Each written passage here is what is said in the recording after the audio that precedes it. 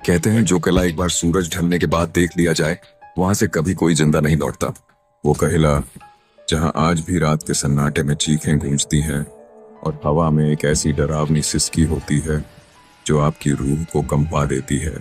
जी हाँ, आज हम बात कर रहे हैं भानगढ़ किले की, भारत का सबसे डरावना और रहस्यमयी किला, जिसके पीछे छुपा है एक ऐसा श्राप जिसने एक समृद्ध शहर को वीरान बना दिया। भानगढ़ किला राजस्थान के अलवर जिले में सरिस्का टाइगर रिजर्व के पास स्थित है। अरावली की पहाड़ियों की गोद में बसा यह किला 16वीं सदी में आमेर के राजा भगवंत दास द्वारा बनवाया गया था। राजा ने यह किला अपने पुत्र माधो सिंह के लिए बनवाया था, जो कि मुगल सम्राट अकबर के दरबार में एक बहादुर सेनापति थे। उस समय भानगढ़ एक समृद्ध और सांस्कृतिक दृष्टि से संपन्न नगर था। यहाँ बाजार, महल, मंदिर, हवेलियां और साधारण लोगों के घर हुआ करते थे। लेकिन समय के साथ इस नगर पर एक ऐसा कहर टूटा जिसने इस समृद्धि को एक सूनी वीरानी में बदल दिया।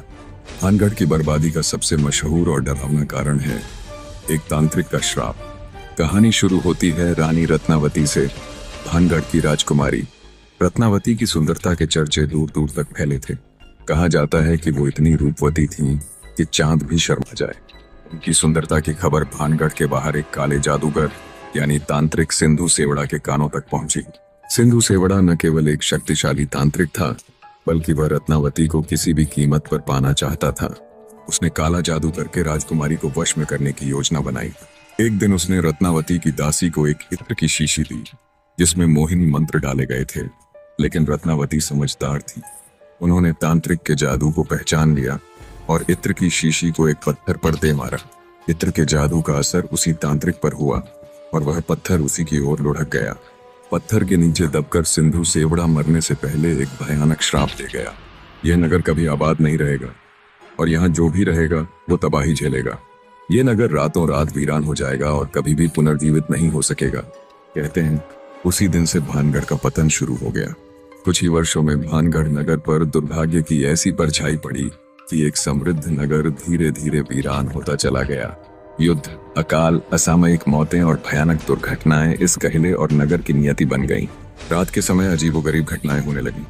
लोगों ने बताया कि वो रात में किसी स्त्री की चीखें सुनते हैं जो मदद के लिए गुहार लगाती है। कभी कभी मंदिरों से अचानक घंटियां बजने लगती हैं, जबकि वहां कोई नहीं होता। जो लोग सूरज ढलने के बाद किले के भीतर गए वे कभी लौट कर नहीं आए। उनके शव तक नहीं मिले। आज भारतीय पुरातत्व विभाग ASI ने भानगढ़ किले के बाहर साफ शब्दों में चेतावनी लिखवा रखी है। सूर्यास्त के बाद और सूर्योदय से पहले इस क्षेत्र में प्रवेश वर्जित है। यह भारत का एकमात्र किला है जिसे आधिकारिक रूप से भूतिया घोषित किया गया है। हालांकि दिन के समय लोग यहाँ घूमने आते हैं, लेकिन जैसे जैसे सूरज ढलने लगता है लोग अपने कदम तेज कर लेते हैं और कोई भी उस जगह की तरफ वापस नहीं देखता। शोधकर्ताओं की टीम की गुमशुदगी। 2012 में एक निजी टीवी चैनल की टीम यहाँ रात में शूटिंग के लिए आई थी। वे किले के भीतर गए, लेकिन सुबह तक उनमें से 2 लोग लापता हो गए। उनके कैमरे टूटे हुए मिले और उनकी फुटेज में अजीबोगरीब आवाजें रिकॉर्ड थीं। भानगढ़ के आसपास के गांवों के लोग मानते हैं कि रात को वहां भूत प्रेत का साया है। कई बार उन्होंने महलों के खंडहरों से संगीत की आवाजें आती सुनी हैं।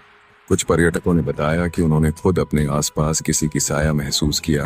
किसी ने उनके कंधे पर हाथ रखा, लेकिन वहां कोई नहीं था। कुछ लोगों की कारें बंद हो गईं, मोबाइल फोन अचानक बंद हो गए। कुछ इतिहासकार मानते हैं कि भानगढ़ की बर्बादी के पीछे प्राकृतिक आपदाएं और आक्रमण जिम्मेदार हैं। उनके अनुसार तांत्रिक और रानी की कहानी केवल एक लोक कथा है। लेकिन सवाल ये उठता है, अगर ये सिर्फ कहानी है तो फिर लोग आज भी उस जगह से डरते क्यों हैं? अगर कुछ नहीं है तो फिर रात में वहां जाने पर मोबाइल नेटवर्क क्यों बंद हो जाता है? क्यों जानवर तक उस जगह के पास नहीं? भानगढ़ आज भारत में डर और रोमांच के चाहने वालों का प्रमुख स्थल बन चुका है। कई भूत प्रेत प्रेमी, यूट्यूबर और शोधकर्ता वहां दिन में जाते हैं, वीडियो शूट करते हैं, लेकिन कोई भी रात के अंधेरे में वहां रुकने की हिम्मत नहीं करता।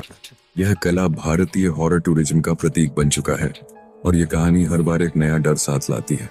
भानगढ़ सिर्फ एक खंडहर नहीं है, यह उन रहस्यों की कब्रगाह है जिन्हें आज तक कोई नहीं सुलझा पाया। ये वो जगह है जहां अतीत की परछाइयां आज भी घूमती हैं, जहां रात के सन्नाटे में वो आवाजें गूंजती हैं जो किसी जमाने में जिंदा लोगों की हंसी हुआ करती थी। क्या आप कभी उस किले में जाएंगे? और अगर गए तो क्या आप वापस लौट पाएंगे?